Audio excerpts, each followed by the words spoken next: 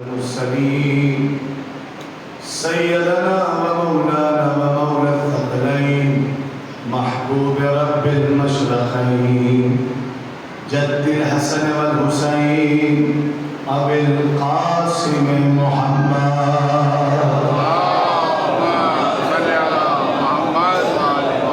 وعلى أهل بيت الطيبين الطاهرين المعصومين المذنبين. أما بعد فقد قال الله تعالى في القرآن الحكيم بسم الله الرحمن الرحيم ذلك فضل الله يؤتيه من يشاء والله ذو الفضل العظيم. صلى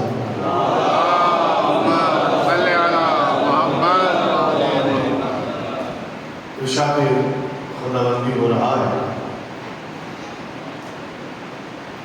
کہ وہ اللہ جسے چاہتا ہے صاحب فضل بناتا ہے، جسے چاہتا ہے صاحب کرم اور صاحب اختیار بناتا ہے، کیونکہ وہ خود فضیلت والا ہے اور فضیلتوں کا مالک ہے.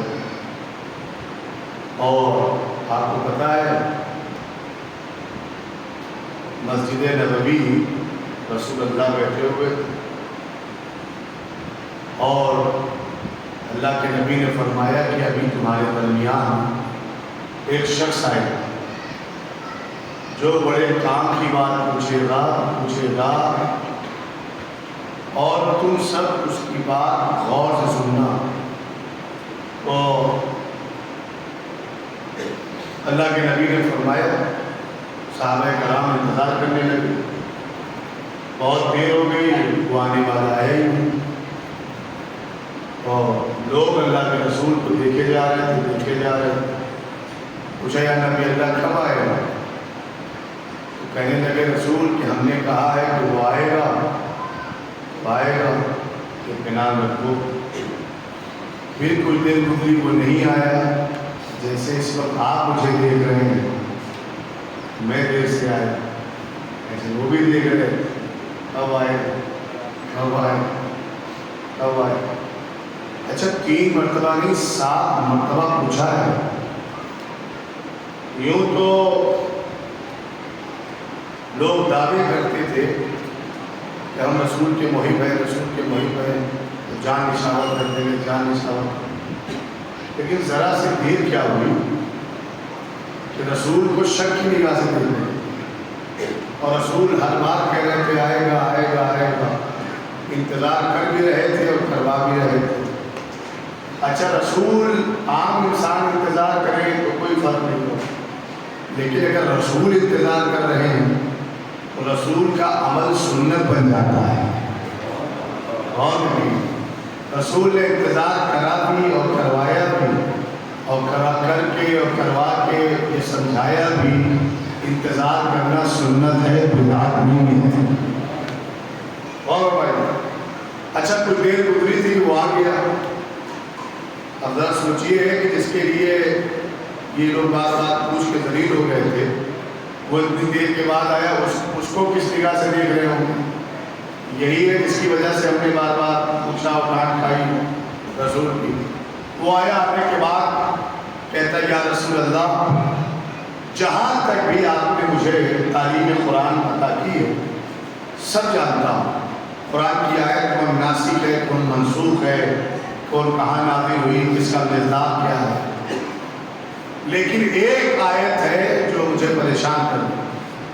کون سی آیت ہے؟ کہتا ہے یا ربی اللہ، جب سے یہ آیت اتری ہے بسم اللہ الرحمن الرحیم وَاعْتَصِمُوا بِحَبْلِ اللَّهِ جَمِيعًا وَلَا تَفَرَّقُوا. اللہ کہہ رہا ہے تم سب کے سب اللہ کی رسی کو مضبوطی سے تھام لو، اسے چھوڑنا نہیں. حبل کہتے ہیں عربی میں رسی کو. تو حبل اللہ کا تذکرہ آیا ہے. کہتا ہے یا رسول اللہ وہ رسی ملے گی کہاں؟ میں مکے اور مدینے کی گلیوں میں ہر ایک جگہ تلاش کر آیا، کہیں وہ رسی ملی نہیں مجھے. اور اللہ کہہ رہا ہے تم سب کے سب اس رسی کو مضبوطی سے تھام لو. وہ رسی ہے کہاں؟ پہلو رسالت میں حضرت امیر کائنات بیٹھے ہوئے تھے. فرمایا سن، وہ رسی آسمان سے لٹکے گی نہیں، آسمان سے نہیں آئے گی، بلکہ جو علی ولی اللہ ہے وہی حبل اللہ ہے. جو اللہ کا ولی ہے وہی اللہ کی رسی بھی ہے. اللہ یہ کہہ رہا ہے کہ علی کا دامن مضبوطی سے تھام لو، کوئی رسی تھوڑی آئے گی. اور فرمایا تو اللہ کے نبی نے کیا فرمایا؟ حبل اللہ کون؟ مولا علی. لیکن ایک اعلان کیا تھا رسول نے، وہ جو آنے والا ہے بڑے کام کی بات پوچھے گا اور پوچھنے والا جنتی ہوگا. اللہ کے نبی نے جنتی ہونے کا سرٹیفکیٹ اسے پہلے ہی سے دے رکھا تھا. اب اس نے سوال کیا، کہتا یا نبی اللہ میرا کام ہو گیا، پریشانی دور ہو گئی، میں جانا چاہتا ہوں. چلا گیا. جیسے ہی وہ مسجد چھوڑ کے جانے والا تھا باہر نکلا، ان صحابہ میں 2 صحابی اٹھے اور کہنے لگے یا نبی اللہ اگر آپ پرمیشن دیں تو ہم بھی اس کے پاس جائیں جسے آپ نے جنتی ہونے کا پروانہ دیا ہے، اور اس جنتی ہو انسان سے اپنے حق میں دعائیں کروائیں. بھائی دیکھیں انسان کیا کرتا ہے کہ جسے سمجھتا ہے کہ یہ مومن ہے، متقی ہے، پرہیزگار ہے، اس سے گزارش کرتا ہے کہ آپ میرے حق میں دعا کریں. لیکن دعا کروانے کا موقع اور محل ہوتا ہے. اور فرمائیے ہر مقام پر ہر جملہ فٹ نہیں ہوتا، ہر مقام پر ہر گزارش صحیح نہیں ہوتی. کہتے ہیں کہ وہ جسے آپ نے جنتی ہونے کا حقدار بنا دیا ہے، اگر آپ مجھے اجازت دیں تو ہم ان کے پاس جائیں اور ان سے اپنے حق میں ہم دونوں گواہی، ہم دونوں دعا کروائیں. رسول نے ان کا چہرہ دیکھا تو منع نہیں فرمایا اور نے کہہ دیا ٹھیک ہے جاؤ اپنے بارے میں دعا کرواؤ. یہ دونوں مسجد کے باہر آئے اور اسے اشارے سے روکا کہ ٹھہرو، رکو. وہ رک گیا. تھا کیا ہے کہ اب جب کہ اللہ کے نبی نے تمہیں جنت میں جانے کا پروانہ سرٹیفکیٹ عطا کر دیا ہے، اس میں کوئی شک نہیں کہ تو جنت نہ جائے، تو جنت ضرور جائے گا. کروانا کیا چاہتے ہو؟ مطلب کیا ہے کہ ہم نے اللہ کے نبی سے پرمیشن لی کہ تیری جنتی زبان سے اپنے حق میں دعائیں کروا لیں. ہمارے حق میں دعا کر تاکہ اللہ ہمیں بھی جنت میں جانے کا راستہ دے دے. وہ دعا کروا، جس سے دعا کروانے گئے تھے اس نے کہا وائے ہو تم پا، لعنت ہو تم پا، ملامت ہو تم پا. ان کا ساتھ دعا لینے آئے تھے، بد دعا لینے نہیں آئے تھے، ملامت لینے نہیں آئے تھے، لعنت لینے نہیں آئے تھے. اچھا یہ بتاؤ دعا کے بدلے لعنت کیوں دے رہا ہے؟ تو اس نے کہا یہ بتاؤ جب تم نے مسجد چھوڑی تھی تو وہاں کیا علی ابن ابی طالب بیٹھے ہوئے تھے؟ اللہ کا رسول بیٹھا ہوا تھا کہ رسول بھی تھے، مولا علی بھی تھے، اللہ کا نبی بھی تھا، ان کے بھائی علی بھی بیٹھے ہوئے تھے. لعنت کے مستحق اسی لیے ہو کہ نبی و علی کو چھوڑ کر جنت جانے والے کے پاس چلے آئے، جنت بانٹنے والے کو چھوڑ کر جنت جانے والے کے پاس چلے آئے. سلوات پڑھے محمد والے.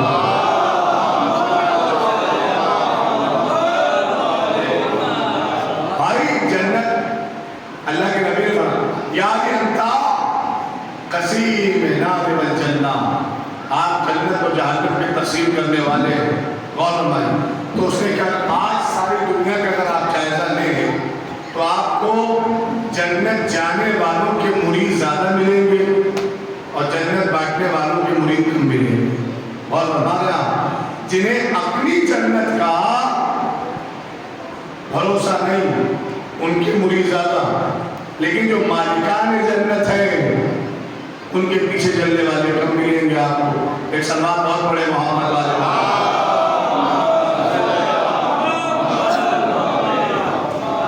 تو غور فرمائیے صاحب، میں اپنی خدمت میں اسی سے ریلیٹڈ ایک بات اور عرض کر دوں. اللہ کے نبی اکثر مسجد میں بیٹھ کر صحابہ کرام کو دین اور شریعت کی تعلیم جیسے ہی موقع ملتا تھا رسول سمجھانا شروع کر دے. دنوں میں ایک دن ایسا آیا کہ جب اللہ کے نبی اپنے صحابہ مسلمانوں کو دین و شریعت کی تربیت دے رہے تھے تو دیکھا ایک عجیب ہیکل، کتاب کا نام ہے نہج الولایہ، ابراہیم کلباشی کی لکھی ہوئی۔ وہ کہتے ہیں کہ عجیب ہیکل مخلوق، ایسی مخلوق کہ اس سے پہلے مسلمانوں نے نہیں دیکھی۔ بھائی ہمارا رسول صرف انسانوں کا رسول تھوڑی ہے، وہ تو رحمت للعالمین بن کر آیا ہے، ساری کائنات کے لیے رحمت بن کر آیا ہے، ساری کائنات کے لیے رسول بن کر آیا ہے۔ تو جب بھی مخلوقات میں جن کو بھی ضرورت ہوگی وہ اپنے مسئلے آ کر رسول سے پیش کرے۔ تو عجیب الخلقت ہیکل کے اعتبار سے دیکھا، عجیب مخلوق چلی آ رہی اور مسجد کی طرف آ رہی جو انسانوں میں سے نہیں ہے۔ اور مسلمان ڈرے، صحابہ ڈرے اور افراتفری کا ماحول ہوا۔ رسول نے فرمایا بیٹھو، خوف زدہ نہ ہو، ڈرو نہیں، اس کا کام تم سے نہیں ہے، اس کا کام ہم سے ہے۔ اور اسی مسجد میں رسول بھی ہے، مولانا بھی ہے، صحابہ بھی۔ وہ عجیب الخلقات مخلوق رسول کے پاس آئی اور آنے کے بعد اس نے رسول کو سلام کیا۔ کون تھا آنے والا؟ اس کا نام اپنے ذہن میں محفوظ کریں۔ آنے والے کا نام تھا لامس، باپ کا نام تھا لامس ابن ابلیس، ہاں معافی شاید یاد آ گیا۔ آنے والے کا نام تھا حام ابن ہیم ابن لامس ابن ابلیس۔ غور فرمائیں، حام ابن ہیم لامس ابلیس۔ آپ دیکھیں میں نے 4 نام آپ کے بارگاہ میں عرض کیا۔ تو یہ اجنہ کی قوم سے ہے، اور اجنہ کا وہ گروہ جو مشرک ہے، جو کافر ہے۔ اللہ کو نعمت آیات کے بعد کہتے ہیں یا نبی اللہ، میں نے آپ کا انتظار مدتوں کیا، زمانہ گزر گیا آپ کا انتظار کرنے کا۔ کام کیا ہے؟ کبھی سوال پوچھنا تھا، اور فرمایا کیسا سوال پوچھنا؟ کہا کہ سنیے، جب حضرت آدم علیہ السلام زمین پر آئے اور ہمارے دادا ابلیس، ان کا نام تھا عزازیل، عزازیل ایسے ابلیس نہیں بنا، ذرا سا غور کریے، اچھا نام ہے عزازیل۔ زمین کا کوئی خطہ ایسا نہیں ہے کہ جہاں پہ سجدہ نہ کیا ہو۔ 30,000 لاکھ سال جس نے اللہ کی عبادت کی اسے ابلیس کہتے ہیں۔ 30,000 لاکھ سال۔ ایک کتاب چھپی ہے 2 جلدوں میں جس کا نام ہے ابلیس نامہ۔ آپ وہ جو کتابیں اگر لے لیتے ہیں تو ابلیس کی ساری حقیقت آپ کے سامنے آ جائے گا۔ ایک سلمان بھیجے محمد والا۔ ہاں دیکھیے، آپ کی خدمت میں بزرگان بیٹھے ہیں، جانتے ہیں مجھ سے زیادہ، اپنے بھائیوں کے لیے ذرا سا غور سے سنیے گا۔ زمین کا کوئی خطہ ایسا نہیں جہاں کو سجدہ نہ کیا۔ حل یہ ہے کہ 2 رکعت نماز جس نے 3,000 سال میں پڑھی، 1,500 سال میں 1 رکعت، 1,500 سال میں 1 رکعت۔ صرف انسانوں کو بہکانے کے لیے ان کے پاس نہیں آتا، اس نے نبیوں کو بھی ٹرائی کیا۔ حضرت عیسیٰ کے پاس آیا، کہتا ہے آپ تو مردہ زندہ کر لیتے ہیں۔ بے شک ایک اونچائی پہ جائیے، خود کو اونچائی سے گرائیے، اور جب مر جائیے گا تو اپنے آپ کو زندہ کر لیجیے۔ حضرت عیسیٰ کہتے ہیں لا حول ولا قوت الا باللہ، خودکشی کرنے کے لیے آمادہ کرنا، غائب ہو گیا۔ اور ایک بات اور بتاؤں، اسی کتاب حضرت زکریا کے پاس روز آتا تھا۔ حضرت زکریا بھی پریشان ہو گئے، شیطان کا ہاتھی سے کام کیا، پوچھا کہ میرے پاس کیوں آتا ہے بار بار؟ تو کہتا ہے حضرت زکریا آپ کے اندر ایک شے ہے جو مجھے بہت پسند ہے، آپ کے پاس ایک چیز ہے جو مجھے پسند ہے۔ کیا؟ کہ آپ لذیذ کھانا پیٹ بھر کے کھاتے ہیں، پیٹ بھر کے کھاتے ہیں۔ ہمارا بھی حال کچھ ایسے ہی شبر حسین آپ کا نہیں۔ اگر کوئی چیز ہمیں اچھی لگی دسترخوان پر تو پھر وہ مظلومانہ طریقے سے کھائی جاتی ہے.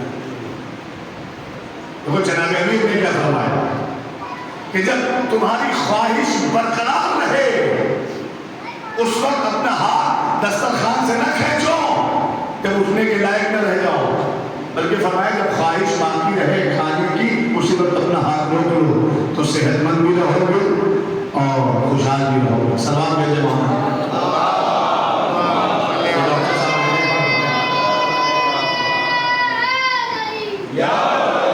میڈیکل سائنس بھی کہتی کہ بالکل یہاں تک نہ آئے کہ کوئی پوچھے کہ کیا کھایا تو نکال کے دکھا دیں یہ کھایا، اور بیمار نہیں اپنا ہو تب بھی لمٹ ہونی چاہیے، غیر کا ہو تب بھی لمٹ ہونی چاہیے.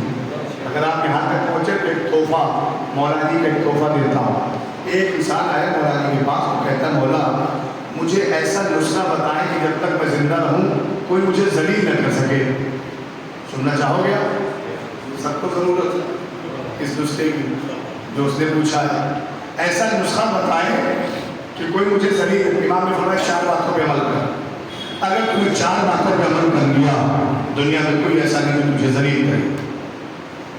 مولا کیا ہے؟ کہ پہلا خالصتاً لوجہ اللہ، جو بھی کام انجام دے اس میں خلوص ہونا چاہیے، دکھاوے کے لیے نہیں. تجھے کوئی ذلیل 1. سیکنڈ امام نے فرمایا اپنی نگاہوں پر کنٹرول، حرام چیزوں سے اپنی آنکھوں کو بچاؤ. 2. تیسرا فرمایا کہ ہوتی تو سب سے کم وزن کی ہے، وزن تو بہت کم ہوتا ہے لیکن چلتی بہت ہے. کیا ہے جی؟ ہاں زبانی. انسان کے جسم میں سب سے کم وزن رکھنے والی شے کا نام زبان. کینچی فیل ہو جاتی ہے، چلتی بہت. امام نے فرمایا اسے کنٹرول میں رکھو، تمہیں کوئی ذلیل نہیں کر سکتا. اور پھر ارشاد فرمایا عقل مند کی نشانی یہ ہے کہ پہلے سوچتا ہے پھر بولتا ہے، بیوقوف پہلے بولتا ہے پھر سوچتا ہے. اور کریے گا یہ جو چھوٹی چھوٹی باتیں یہ ہماری جو روزمرہ کی زندگی اس میں کام آنا. امام نے فرمایا پہلا کیا تھا؟ خلوص عمل. 2. آنکھوں کا کنٹرول. 3. زبان کنٹرول. 4 وہی پھر آ گیا جہاں سے میں نے اٹھایا تھا. کیا امام نے فرمایا کہ جب دسترخوان پر بیٹھو تو اپنے ہاتھوں کو کنٹرول میں رکھو. کیسے؟ مان لیجیے کہ 4 لوگ دسترخوان پہ کھانا کھا رہے ہیں اور کوئی چیز تعداد کے اعتبار سے آئی ہے، 4 ہے تو 4 ہی آئی ہے اور وہ ہمیں اچھی لگ گئی، ایک کے بجائے ہم نے 2 کھا لی.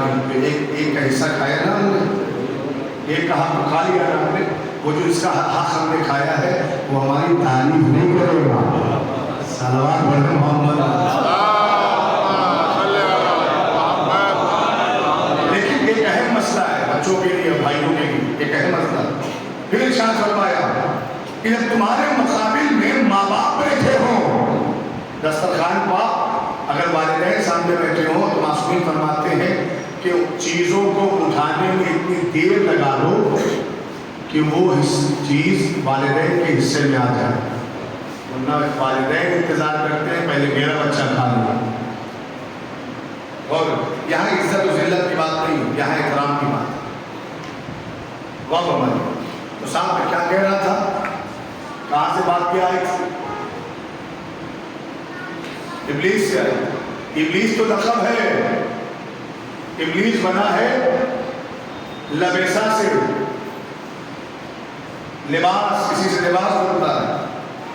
ابلیس اسے اس لیے کہا گیا کیونکہ وہ بار بار چولہا بدل رہا تھا، دکھا رہا تھا اپنے آپ کو عابد، لیکن اندر سے کچھ اور تھا. اندر سے کیا تھا؟ کہا اس نے اپنے سال نماز اس لیے پڑھی تھی کہ اللہ خلیفہ بنا دے، اللہ خلیفہ بنا دے. لیکن خلیفہ اللہ نے آدم کو بنا دیا. ابھی تو 30 سال میں نے نماز پڑھی، یہ کیا وہ کیا اور مجھے کچھ نہ ملا، اور ادھر ابھی کتا بنا ہی ہے، روح ڈالی ہے، ابھی تو ایک رکعت نماز بھی آدم نے نہ پڑھی اور تو نے خلیفہ بنا دیا۔ وہ نماز کو بیس بنا رہا ہے۔ دیکھو نماز بیس بنے گی لیکن اس وقت بنے گی کہ اس میں خلوص ہو، لیکن اگر لالچ ہو، دکھاوا ہو تو بھی نماز بیس نہیں بنے گی، وہ بھی بیکار۔ تو صاحب کیسے 30,000 لاکھ سال اس نے اللہ کو سجدہ کیا ہو، 2 منٹ میں لعنتی نہیں بنتا، کچھ نہ کچھ نے کیا ہے۔ پھر فرشتوں نے دعا کی کہ میرے اللہ یہ زمین پر کوئی جگہ ایسی نہیں بچی جہاں سجدہ نہ کیا ہو، اسے آسمان کو بلا دے۔ فرشتوں کی دعا قبول ہوئی، پہلے آسمان پر، دوسرے آسمان پر، تیسرے، چوتھے، پانچویں، چھٹے، 7ویں آسمان پر شیطان پہنچ گیا، عزازیل نام تھا نا، عزازیل 7ویں آسمان پر پہنچ گیا دعا کرتے کرتے فرشتوں کے لیے۔ پھر فرشتوں نے دعا کیا میرے اللہ اتنا بڑا عابد ہے یہ، اسے ہمارا استاد بنا دو۔ اب وہ تخت پہ بیٹھ کر فرشتوں کو سمجھانے لگا، سجدہ ایسے، رکوع ایسے، تسبیح ایسے، ذکر ایسے، غور کر رہے ہیں عزازیل۔ لیکن جیسے ہی حضرت آدم کا پتر تیار ہوا اور اعلان ہوا اور اس نے سجدہ کرنے سے انکار کر دیا، اللہ کے حکم کا انکار کیا، تو آپ دیکھیں 30,000 لاکھ سال کی عبادت ایک لمحے کا غرور اور گھمنڈ کھا لیا۔ 30,000 لاکھ سال کی نماز ایک لمحے کا غرور کھا لیا۔ پھر اللہ نے کہا پھینکا، پھر اسی جہاں سے آیا تھا۔ تو عروج چاہیے تو خلوص ہونا چاہیے، عروج چاہیے۔ اب کوئی اسی عزازیل ابلیس شیطان کی نسل سے آیا ہے، حام ابن ہیم ابن لابس ابن ابلیس، کہتا ہے جناب آدم میں تو ایک سوال پوچھنے آیا ہوں یا رسول اللہ۔ جناب آدم جو زمین پہ آئے تو پھر ہمارے دادا ابلیس نے میٹنگ کی، لوگوں کو بلایا، مشورہ کیا اپنے گھر خاندان والوں کہ اب زمین پر جو بھی ہاتھی آئے گا ہم اسے پریشان کریں گے اور اسے ستائیں گے۔ تو جناب آدم پہلے تھے، وہ جب زمین پہ آئے تو صاحب شیطان عزازیل جو تھا وہ انہیں پریشان کرنے کے لیے پہنچا۔ جب جناب آدم کو پریشان کرنے لگا تو جناب آدم نے اللہ سے توسل کیا، میرے اللہ مجھے شیطان کے شر سے بچا۔ تو کہتا ہے کہ ہمارے دادا نے ان کی دعا جیسے ختم ہوئی تو دیکھا کہ ایک نورانی شخصیت ظہور پہ پذیر ہوئی، آئی، اور آنے کے بعد اس کے ہاتھوں میں تازیانہ تھا۔ اس نے ہمارے دادا کی پشت پا جو تازیانہ مارا، اس کا درد اتنا شدید تھا کہ وہ برداشت نہ کر سکے اور فوراً فرار اختیار کی اور اپنے گروہ کے درمیان آ گئے۔ وہ جو سب بیٹھے تھے چھوٹے بڑے شیطان، سب نے مشورہ کیا کہ تمہیں مارا کس نے، کون آیا تھا؟ تو یہ پارت ہوا شیطان کی اسمبلی میں، پارلیمنٹ میں یہ بات پارت ہوئی کہ ہو سکتا ہے آدم کو بچانے کے لیے ان کے بعد جو نبی آئے گا وہ رہا ہو۔ ان کے بعد نبی شیش آئے، ہم نے انہیں بھی پریشان کیا، پھر وہی آیا، اس نے تازیانہ مارا۔ ان کے بعد جو نبی آیا 1,23,999 نبی آتے رہے، ہم پریشان کرتے رہے، اور وہ آتا رہا اور بچاتا رہا، آتا رہا کوڑے مارتا رہا، آتا رہا نبیوں کی مدد کرتا رہا۔ یا نبی اللہ اب آپ آخر ہیں، آپ کے بعد کوئی نبی آئے گا نہیں۔ اب آپ سے سوال یہ ہے کہ میں اتنا بتا دیں کہ وہ جس نے آدم کو بچایا وہ کون تھا، وہ جس نے شیش کو بچایا وہ کون تھا، وہ جس نے نوح کو بچایا وہ کون تھا، وہ جس نے لامک کو بچایا وہ کون تھا، وہ جس نے ادریس کو بچایا وہ کون تھا، وہ جس نے 1,23,999 نبیوں کو بچایا وہ بچانے والا کون تھا، وہ ناصر کون تھا، وہ محافظ کون تھا؟ اللہ کے نبی نے فرمایا کہ دیکھے گا تو پہچان لے گا۔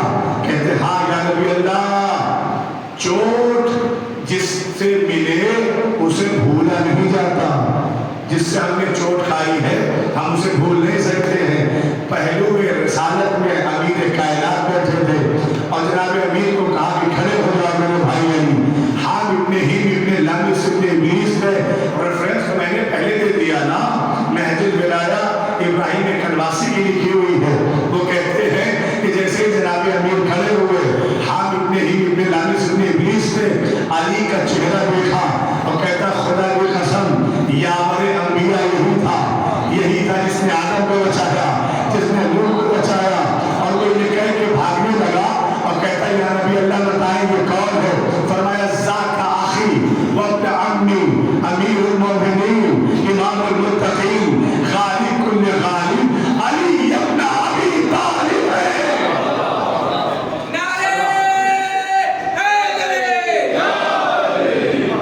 مولا کو سلام۔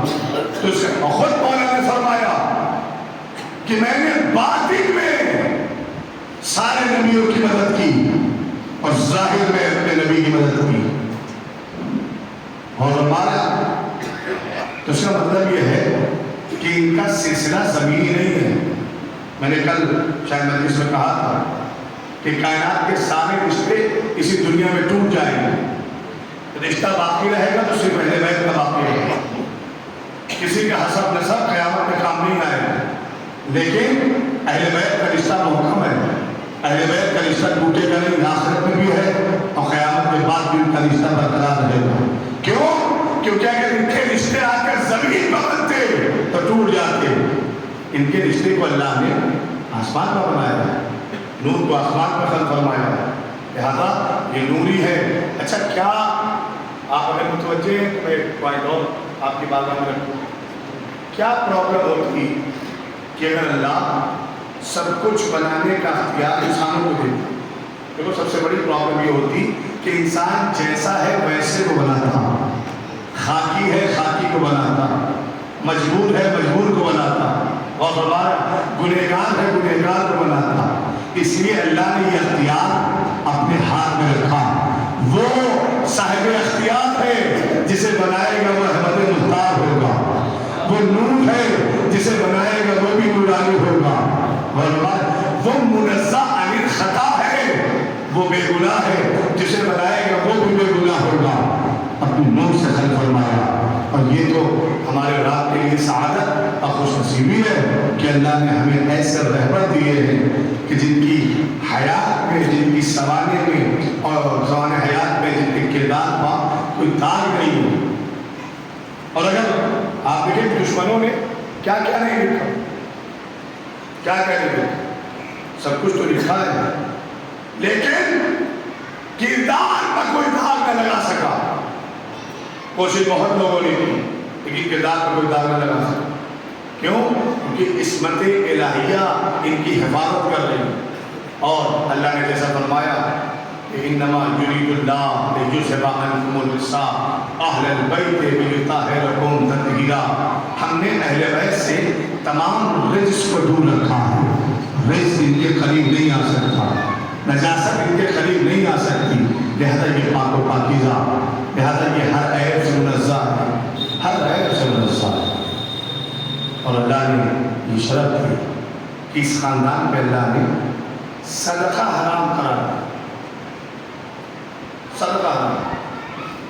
جب اہل حرام قید کر کے اسیر کر کے کوفے اور شام کے راستے میں لائے جا رہے ہیں، تو یہی مسلمان تھے جو اہل بیت علیہ السلام کی طرف، خانوادہ عصمت و طہارت کی طرف کھجوریں صدقہ کر کر کے پھینک رہے تھے۔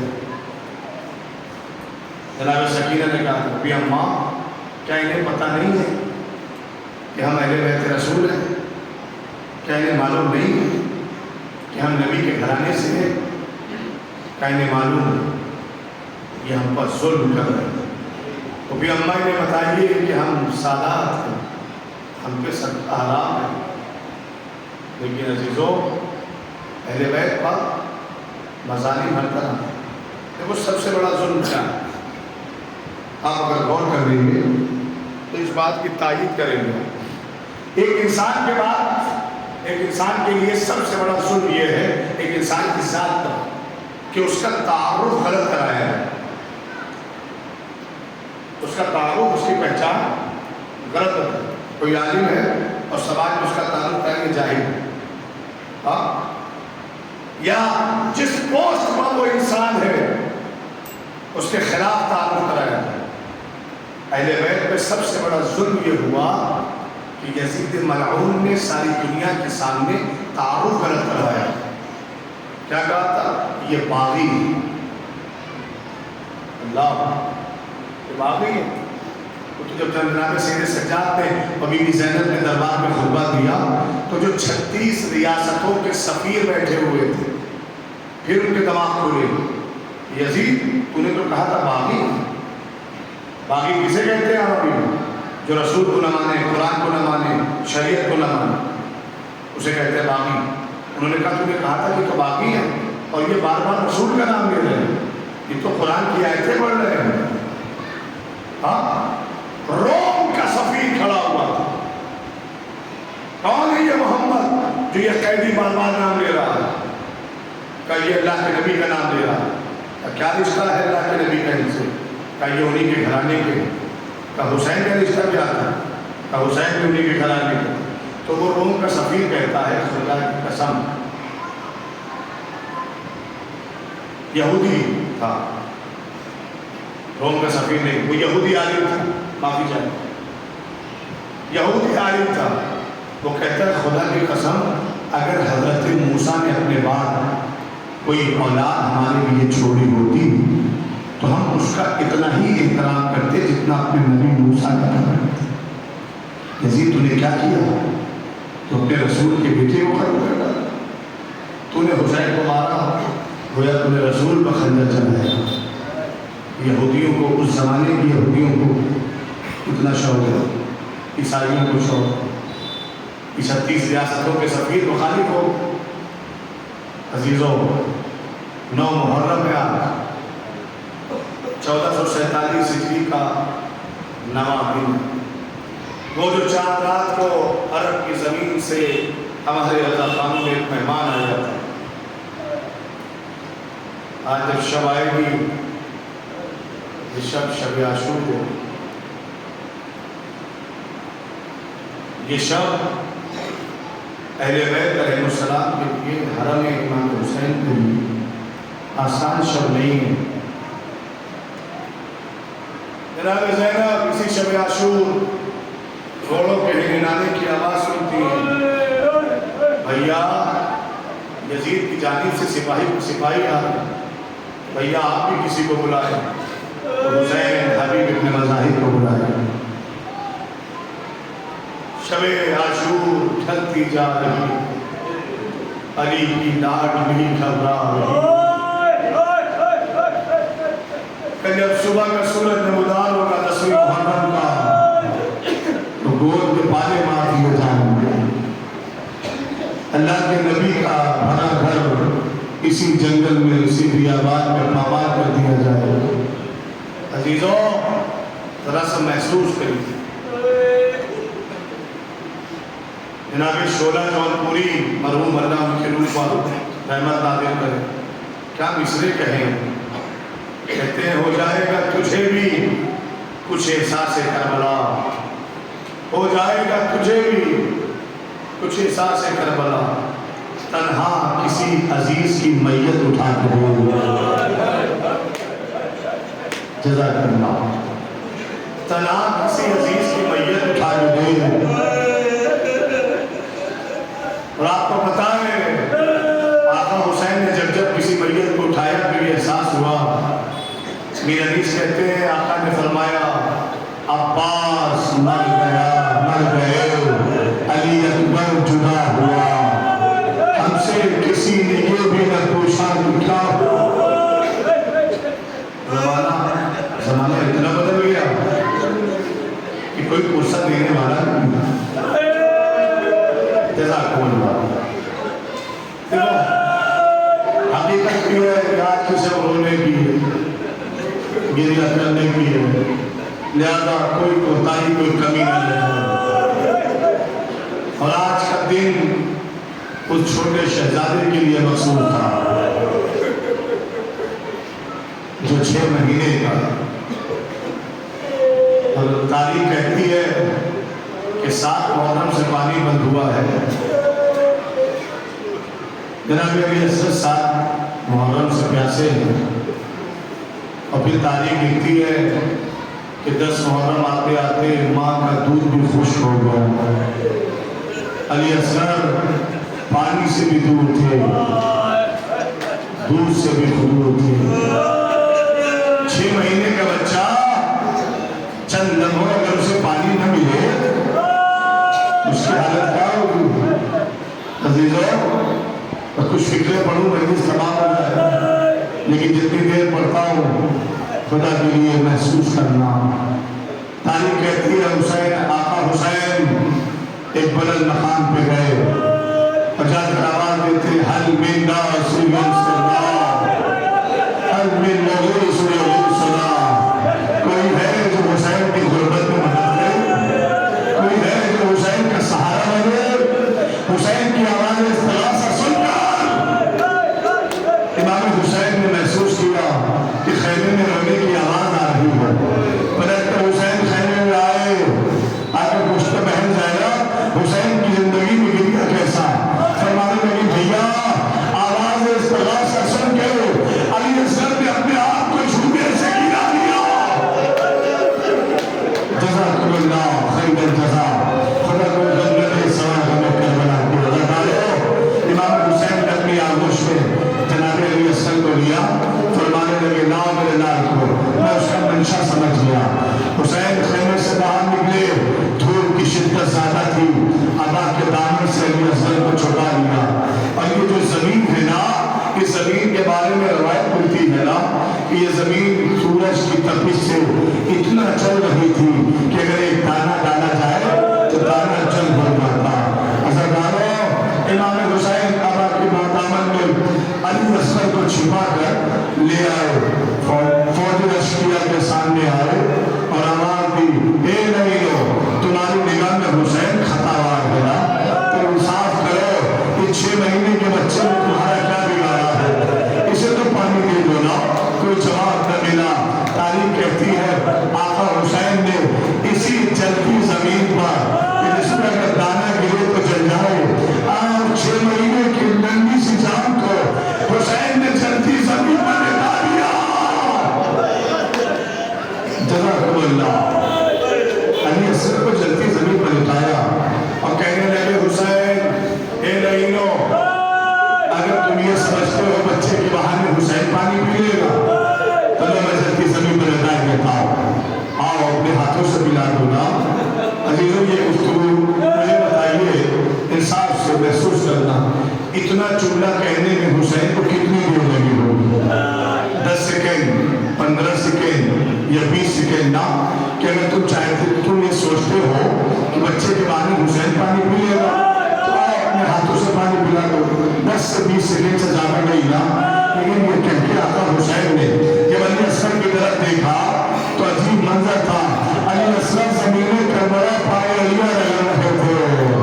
ایک کیا لگا جلدی سے حسین نے علی اصغر کو اٹھایا، اے میرے نال معاف کر دینا. جزاکم اللہ جزاکم اللہ. ہاں یہ رونے کا حق ہے. آپ کی آوازیں گریا بلند ہو گئی. میں نے مجلس تمام کی. حضرت روایت کہتی ہے حسین نے جلدی سے علی اصغر کو اٹھایا نا. دیکھو آج کی جو شب ہے نا، شب ہے، اس کا بڑا خیال رکھنا، اس کا بڑا خیال رکھنا. میں بھی انشاءاللہ کوئی بات اور کہوں گا. حسین نے جلدی زمین کو اٹھایا نا، سینے سے علی اصغر کو لگایا، سر کے پیچھے پشت پا خاک کربلا کو صاف کیا اور صاف کرتے کرتے جب حسین نے علی اصغر کی پشت پہ ہاتھ رکھا نا تو حسین رونے لگے. کیوں میرا آقا رونے لگا؟ علی اصغر کی پشت پا چھالوں کے نشان. جزاکم اللہ جزاکم اللہ. چھالوں کے نشان آ گئے. فرمایا میرے لال اپنے بابا کو معاف کرنا، یہ امام حجت کے لیے ضروری تھا. اچھا پھر اپنے بچوں کو دونوں ہاتھوں سے اوپر اٹھایا اور کہنے لگے اے فوج اشکیا تمہیں 6 ماہ کا ترس نہیں آتا، بہت نہیں آتا، آؤ اسے پانی پلاؤ. میرا بچہ 3 دن کا بھوکا پیاسا ہے، اب تو اس کی ماں کا دودھ بھی خوش ہو چکا ہے. میرا بچہ پیاسا ہے. اسی اثر میں تاریخ کہتی ہے کہ حرملہ نے 3 سے شعبہ 3 بار کا تیر چلے کمان میں جوڑا اور پوری طاقت سے تیر کو یہاں گرا. سنسناتا ہوا تیر علی اصغر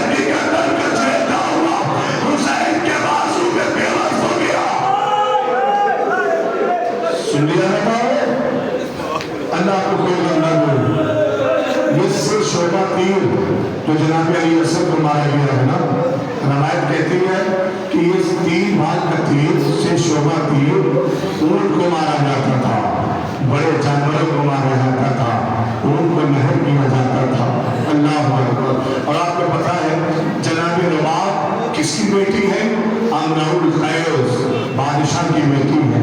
امرؤ القیس نے جناب رباب کو سارے فن سکھائے تھے، جانتی تھی کون سا تیر کب استعمال کیا جاتا ہے۔ علی اصغر کا گلا چھو گیا نا، حسین نے تیر کو توڑا، تیر نکالا، علی اصغر کا خون اپنے چونوں میں لیا، اپنے چہرے پر ملا، اور آپ کے نانا حسین قیامت میں اسی حالت میں ملاقات کرے گا۔ ایک مانا انہوں نے میرے 6 مہینے کے بچے کو بھی نہ چھوڑا، ایسا تیر مارا جو اونٹوں کو مارا جاتا ہے۔ جزاکم اللہ، جزاکم اللہ۔ حسین آقا نے تیر نکالا، چہرے پر خون ملا، اور پھر ابا کے دامن سے علی اصغر کو چھپایا۔ خیمے کے دروازے پہ آئے حسین، آواز دے لباب لے اپنا اصغر لے جاؤ۔ لباب تیرا اصغر آ گیا۔ جناب لباب سے پہلے جناب سکینہ نکل آئی، ماما اصغر کو پانی پلا رہے ماما، اصغر نے پانی پی لیا ماما۔ ماما جب آپ نے اصغر کو پانی پلایا تھا تو کیا سکینہ یاد نہیں آئی ماما؟ اسی اثنا میں سر جناب لباب بھی آ گئی۔ حسین نے ابا کا دامن ہٹا دیا۔ اگر اللہ کسی ماں کو یہ منظر نہ دکھائے جو لباب میں کربلا میں اپنے 6 مہینے کے بچے کا چھلا ہوا گلا دے گا۔ جزاکم اللہ۔ زمانہ اللہ کسی ماں کو یہ دن نہ دکھائے کہ جو اپنے بچے کا چھلا ہوا گلا دیکھے۔ روایت کہتی ہے بس آخر فکرہ سن لو نبی تمام ہو جاؤں گا۔ لیکن میری ماں اور بہنیں بھی سن رہی ہیں، صاحبان اولاد بیٹھے ہو نا، لہذا اس بات پر زیادہ محسوس ہوگا انشاءاللہ تمہیں۔ جناب لباب کے اپنے لال کو دیکھا، فرمایا المثل کا ینہر، اے میرے لال کیا تجھ جیسے بچے بھی نہر کیے جاتے ہیں؟ کیا تجھ جیسے بچے نہر کیے جاتے ہیں؟ نہر اونٹوں میں کیا جاتا ہے، نہر بڑے جانوروں کو مارا جاتا ہے، یہ تیر، لیکن وہی تیر علی اصغر کو مارا گیا۔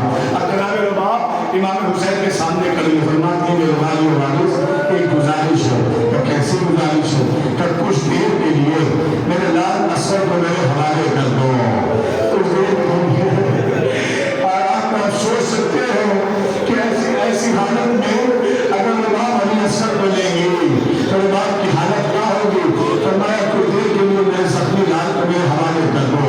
جناب امام حسین نے لباب کی آغوش میں علی اصغر کو دیا نا، عظیم قصہ حدیث فطرہ ہے کہ وہ دیکھا تاریخ میں کہ جناب لباب نے اپنی آغوش میں لیا، اپنی چادر کا ایک پہلو اٹھایا، علی اصغر کا چہرہ صاف کرنے لگی، کہتی میرے نال دادی فاطمہ سے شکایت نہ کرنا، ایک قطرہ پانی بھی نہ تھا کہ میں تیرا چہرہ صاف کر دوں، میں تجھے سوار دوں، میں تجھے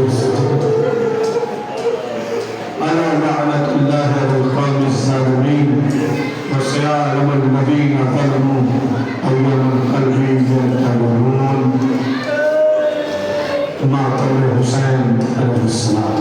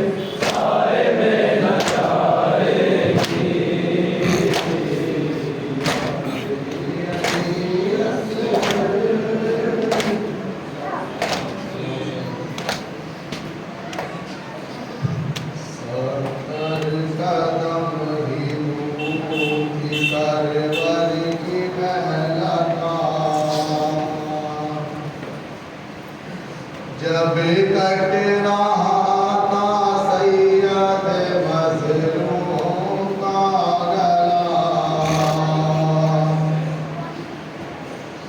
सतर कदम ही दूर थी सरवर की महला का, जब कट रहा था सैयद मजलूम का गला, उस वक्त हाल बाली सकीना का वह था, जब कट रहा था सैयद मजलूम का गला, सतर कदम दूर थी सरवर की महला का, जब कट रहा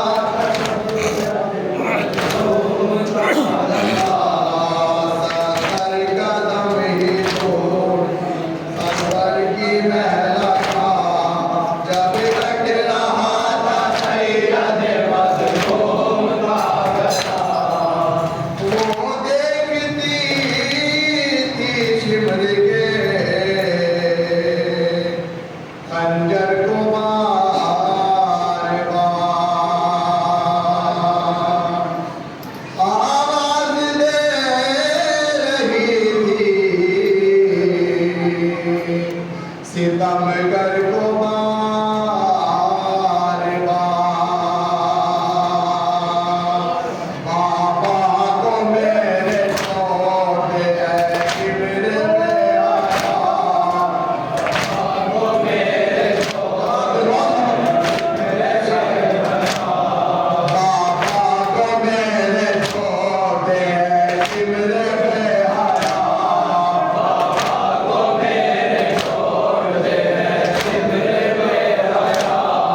जब कट रहा था सैयद मजलूम का गला, सतर कदम ही दूर थी सरवर की महला का, जब कट रहा था सैयद मजलूम का गला, सीने पे अपने बाप के